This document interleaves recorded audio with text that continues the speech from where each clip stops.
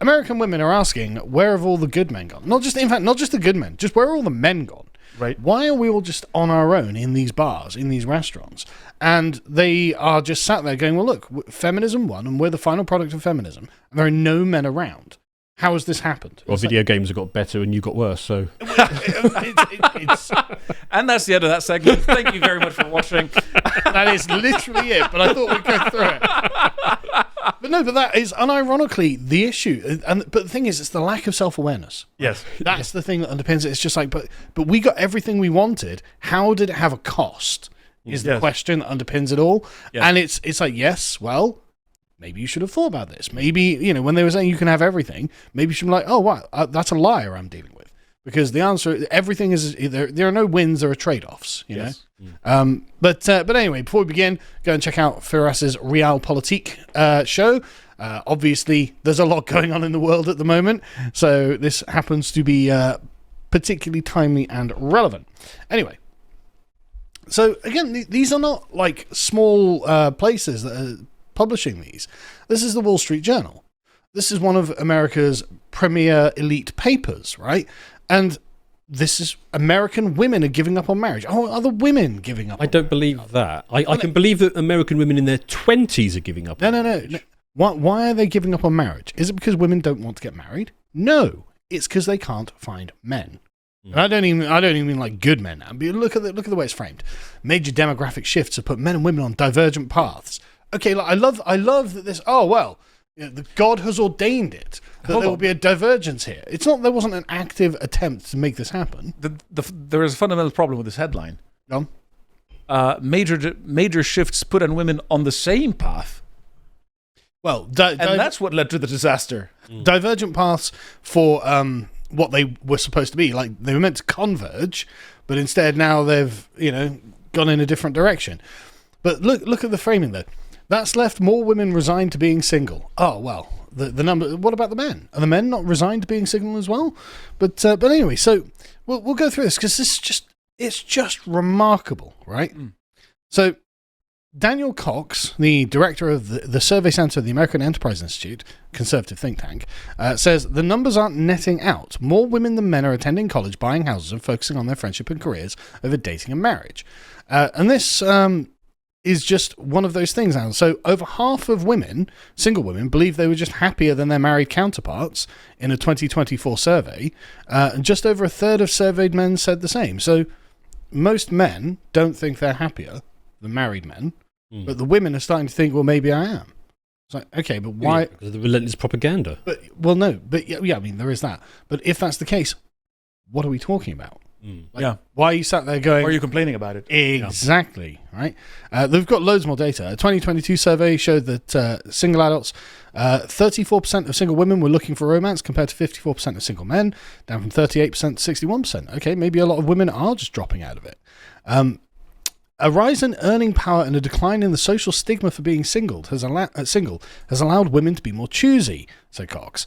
They would rather be alone than with a man who holds them back. It's like, holds them back from their careers, right? So this is feminism has successfully turned 2/3 of American women into men. So they put them on the same path, and the result was fertility collapse, social disasters, and everybody being miserable. But liberal women often have a weird perspective on this. So, if they've got a degree, but they're working in a coffee shop, they could meet a guy who's earning $100,000 a year as a plumber, and they would look down on him and say, you're below my status. Even though she's earning $30,000 a year. Yeah. Because she's got a degree. So the numbers here that 60-something% of women are happy with this don't... Not necessarily happy with it, tolerant of it. Whatever it is, that doesn't match the numbers that we have on the use of antidepressants by women. Well, there's something like half of liberal women are on medication. More so than that. Yeah. Probably more so than that. So you're not really that happy. Yeah, you're not actually happy. If you're being medicated to pretend that you're happy. If you're desperate enough to go to see a psychiatrist, get the medication, etc., you're not that happy. It's the big paradox of female happiness, which over the last 50 years, in which they've got everything they profess to want, happiness has tumbled. It's declined, yeah. Because actually being happy isn't being an atomized, essentially an atomized man. Well, I took from it that you shouldn't give women what they want, and then you make them happy. But might be, but the thing is, that's actually what the data is showing us. But anyway, as you can see here, you've got a 29-year-old woman that they're asking who always thought she'd have found her life partner by now. Instead, she's house hunting solo and considering having kids on her own. Like, that is sad. Right? Yeah. That is tragic. So you can be like, oh, well, 60% of women aren't looking for a husband. It's like, okay, but that just means that they're losers, right? Like this is a loser woman. So she's like, well, I'm financially self-sufficient to do all these things myself. Okay, so what? I'm financially self-sufficient enough to sit in a house and eat Cheetos all day and play video games and bang out the odd YouTube video if I wanted, but that would make me a disgusting loser. You are a loser. Like, I'm willing to accept being single versus settling for someone who isn't the right fit. Why would anyone want to fit?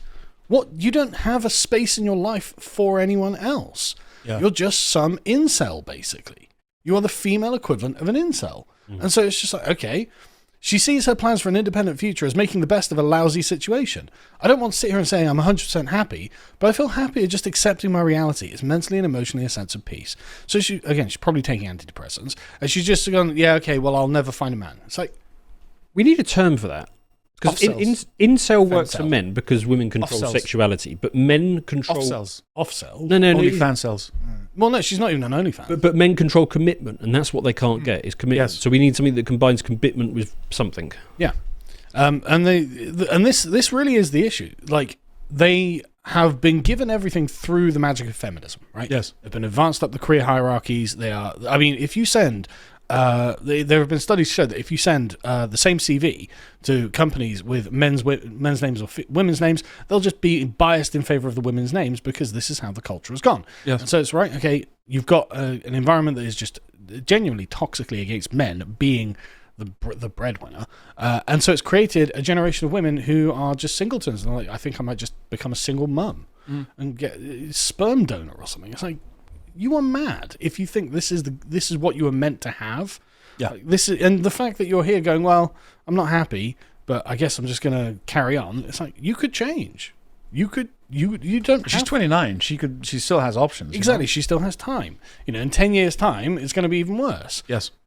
Anyway, so this is so fascinating. Right. Go down a little bit more. I've just copied and pasted text out of this, so I can't remember whereabouts it is in the thing.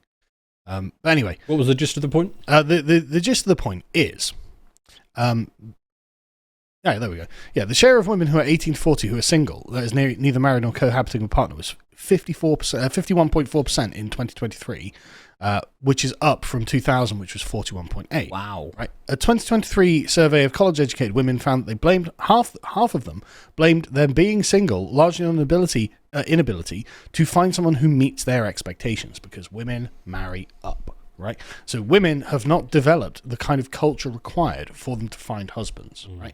Or men, I don't think a husband is the right term here because what they've done is turn themselves into husbands, and they're like, okay, and now I'm looking for a super husband who's even better than me. And their psychology doesn't really work for this because for men, if you can't get a partner, you think, okay, I need to go to the gym, I need to get a promotion, I need to improve myself, but that doesn't work this way around because they're not going to think, oh, maybe I should be less of a bitch.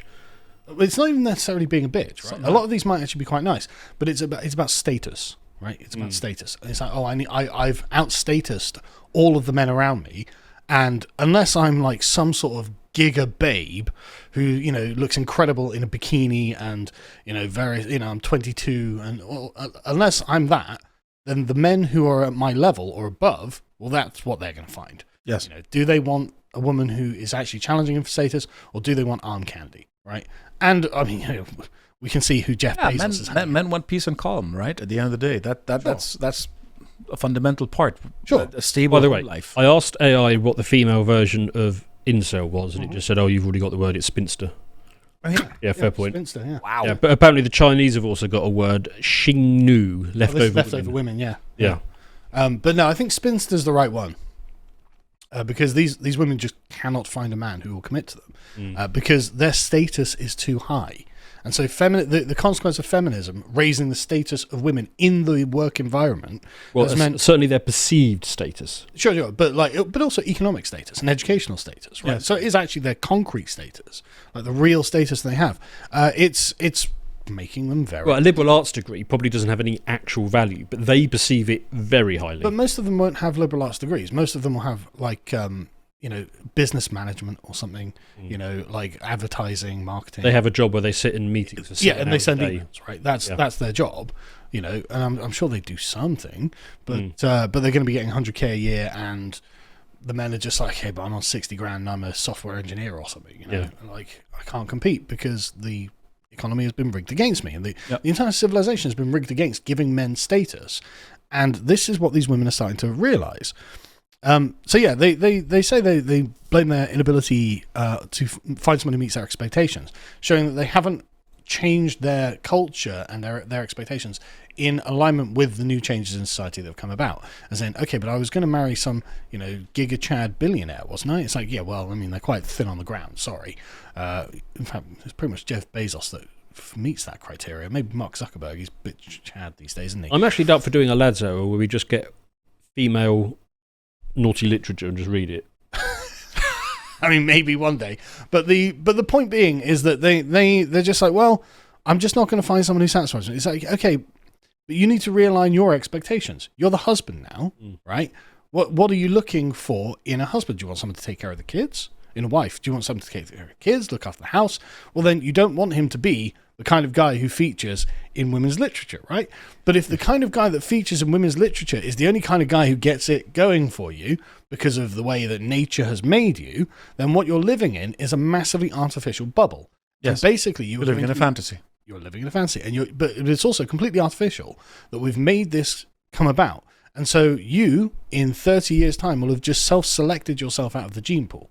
And what we will be self-selecting for, we'll be deliberately selecting for, are those women who are like, I actually don't want to become a girl boss. I'd actually like to be a housewife. And okay, there's gonna be a bottleneck there because a bunch of guys are just being selected out, and a bunch of women are being selected out. But then on the other side of that, yes, they're gonna raise like don't There's hope still. Exactly. Base trad world in 50 years is definitely a possibility because of the things that they're doing. But anyway, there's more in this. I just wanted to hammer a few more.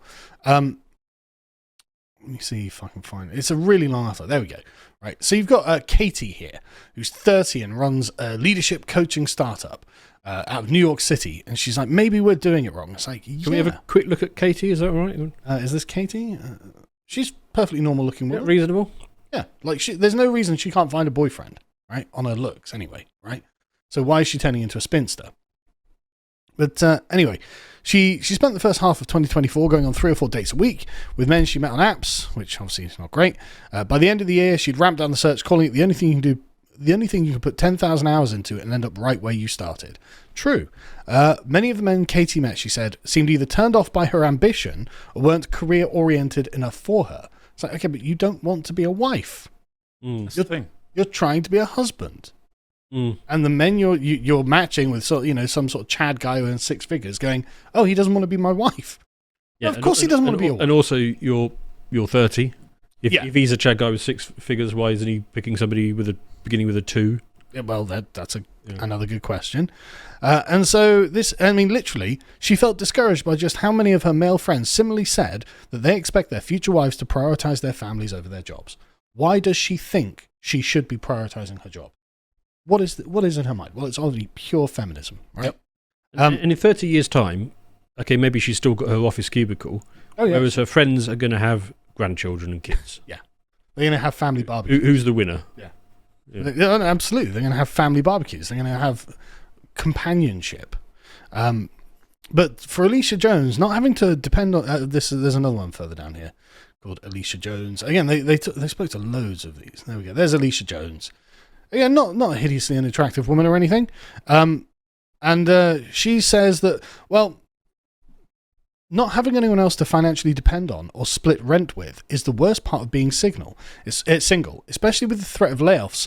It's just much more stressful being a single person. It's like, okay, but look at your look at your view, right? She says her last long-term relationship ended 2 years ago after conflicting views of their shared future. Quote, he wanted the white picket fence and me at home with the kids. Well, okay, that would mean that you don't have to worry about being laid off, right? Like, that would the struggle. They want it both ways. They've been trained to want it both ways, to not respect that this division between us is real. Feminism fundamentally is the idea that the biological differences between men and women should not imply any social, economic, or political differences. Correct. That's what it boils down to. And then you have the same feminists saying, hold on a second, the biological differences really matter because we don't want these trans creatures running around our changing rooms, which is a perfectly understandable sentiment. And then... But you are still choosing to have it both ways because if these biological differences are real, they have implications. Yes. And also, this is purely from the woman's side. I mean, we're not talking about any of the men who have had all of their potential opportunities stripped away from them. Yes. All of these men who, because they can't gain any kind of status, will never get a wife, will never have kids, will never have all these things taken away from them, right? But anyway, but the things, I just find this fascinating. She's like, oh, it's just so stressful because of the being single because I'm worried about layoffs, but I don't want to be with my long-term partner because he wanted me to stay at home with the kids. It's like, you would have been fine. And the reason, she says, is that his salary was, her salary was 50% higher than his. Totally artificial. Do we think that her contribution to the economy was, the actual productive forces between her and her boyfriend, was she producing 50% more than him? I don't know. Yes. I don't know, right? But my guess would be whatever her job is, it's basically adult daycare to stop women from having children. Yes. 100%, right? And so what I find really fascinating about this is at the end, it says, she identifies politically as a moderate and thinks couples with kids should split the household and childcare responsibilities equally. She's not a political moderate. She is a left-wing radical. Yes. That is a radical left-wing position. That's what must be said. It must be said that all of the sort of modern feminist project is actually deeply revolutionary, anti-biology and anti-history, and therefore anti-civilization. And it's ruining these women. And it's ruining their lives. They're not happy. They can't get what they want, and they don't know why they can't get what they want. And yet they're increasingly growing older, and it's getting darker and colder. There's no love in their future. And it's like, is that what you wanted, ladies? I mean, I wouldn't mind if these people just self-selected themselves out of the gene. The only problem is that I've got to pay for the boomers while we're waiting for the... It's not that, man. There's something tragic about it when these women hit their 40s and their 50s and they realize that it's over and that's it. Their job is all that they will have. And by then, they probably have the job replaced by AI. And then you're going to end up with a load of single women with no attachments. Oh, and I've known a bunch of women who get to their late 30s thinking it's all about the job, and then all of a sudden the biology kicks in, and they want instant marriage. Absolutely mental. And the thing is, a lot of these women will not be bad people. No, that's this the thing. has That's been the thing. done. I'm not to judging them. Yeah, when they were growing up in school, they were propagandized with feminism, and so now they're like, well, no, obviously a man should do half the chores and pay half the housework, and I'll go and work and I'll do half the chores and half the like what? Why? Yeah. That's a radical feminist position. That's really not moderate. That is insane. But it seems normal because those are the waters they swim in. Exactly. So they can't see the fish can't see the water. Exactly, and so this was another one. I think the only solution to these women is going to be nunneries. Yeah, they're going to have to join. Well, that's what nunneries were for. Orders. Yeah. That's literally what nunneries and monasteries were for. That's what those people who, well, I mean, like socially, the social role they fulfilled is when women couldn't find husbands or didn't want to have husbands, and men who were autistic, they went to the nunneries. Yeah. So what are these women going to do? But anyway, so this is another one from the other day from the New York Times. Again, these are not small, insignificant papers that are publishing these, and this woman. These are not exactly conservative outlets. Exactly right. These are these are the places that were promoting feminism a decade ago. Yes. And look where we are now. Men, where have you gone? Please come back. And this woman, she said she's 54, and she keeps having to go out on dates on her own, right? So she's taking herself out to restaurants, and she's looking around the restaurant, and she says only 2 tables actually seem to hold dates. The rest were groups of women or women alone, each one occupying her space with quiet confidence. No shrinking, no waiting, no apologizing. It's like, okay, being like the man. They're the characteristics you want in a man. Self-assuredness. Yes. Right? The sort of presence. Yes. And it's like, okay, well, you've turned these women into men and they don't have dates. And then she laments. She says, I remember when part of heterosexual male culture involved showing up with a woman to signal something: status, success, desirability. Women were once signifiers of value, even to other men. It wasn't always healthy, but it meant that men had to show up and put in some effort. Lamenting the chivalric, status-driven culture of men with their wives. So yes, she's divorced, isn't she? She is divorced, yes. That's correct. I wonder what this woman's position on Me Too was at the time, when we were told that you're basically not allowed to make an approach. Sure, but I think it goes beyond that, though. It goes back further than that. So these women have been transformed into men, and she's like, God, why aren't men turning up with us on their arms anymore? It's like, because you gelded and bid the geldings be fruitful. What you did is you took away men's ability to gain status. You took away the pride, the sort of phimotic pride in it. And the reason that you'd have a beautiful woman on your arm, so you can play the part of the beautiful woman and be, the center of attention. Well, that's all taken away now. You're the man. So where's your beautiful woman on your arm? Where's your, your toy boy on your arm or something, right? Your culture hasn't adapted to it. Well, and also those women who crave attention, they've now got OnlyFans. Yeah, and like most normal women, or not most, but the normal women who are actually like, I actually don't want this. I don't want to be a girl. They're all married now, right? Yeah. All the millennial women who are just normal, they're all married and they're getting on with their lives and they're quite happy. And now we get to hear from the sort of, it's kind of like the the bomber effect where it's like the bullet holes on the thing. We don't hear from those women who are happily married and with their kids and stuff like that, getting on with their lives and who are not lonely. We only hear from the lonely ones. You probably hear from them in our comments, but yes, we probably will. You won't hear from them in the New York Times, exactly, right, or in the Wall Street Journal. And so like I found this particular article from a lady who says, look, all my friends are still single in their 30s. They're hunting unicorns. Somewhere along the way, a man stopped being just a man. Now he's supposed to be your therapist, your best friend, your passionate lover, the father of the year, financial provider, and probably a mind reader too. All wrapped up in one devastatingly handsome package. And that's how my wife got lucky. She's going to watch this and be like, but so basically, what she's saying is that women's expectations of men are totally demented.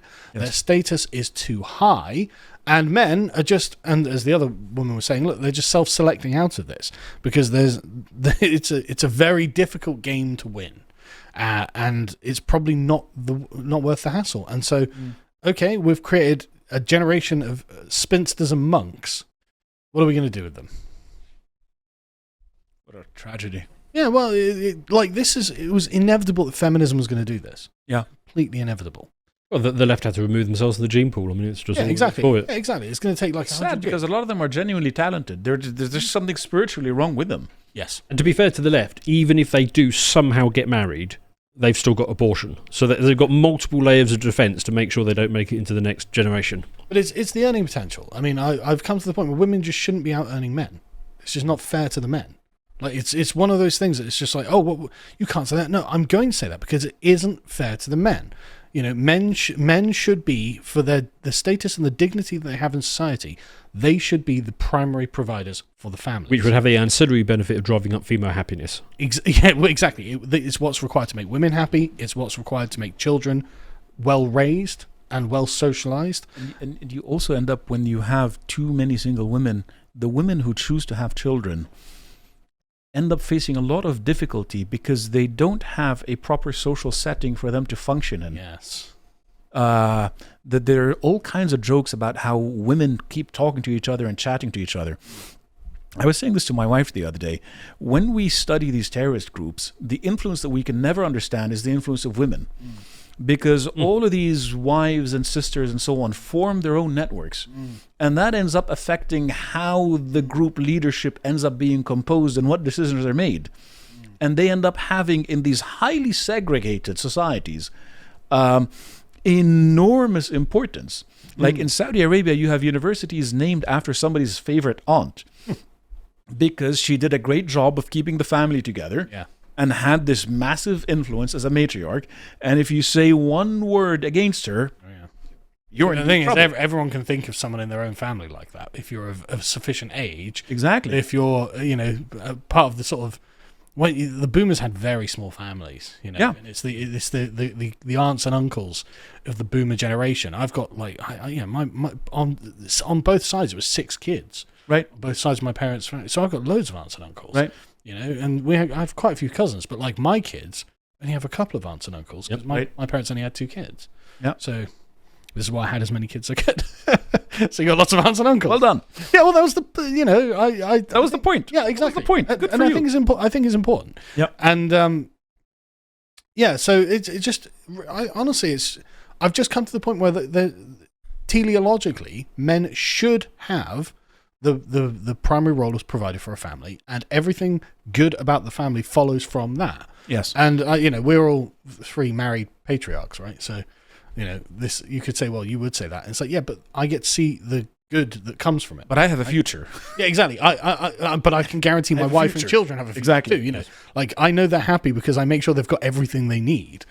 Because I have children, I have a future. Even if I wasn't happy. Yeah, exactly. If you've yeah. self-selected out of the gene pool, you don't have a future. Absolutely. And I honestly, it'd be terrible not to, pass on your father's name, I think. If you would like to watch the full uncut version that is also uncensored, head on over to lotuseaters.com to find out more.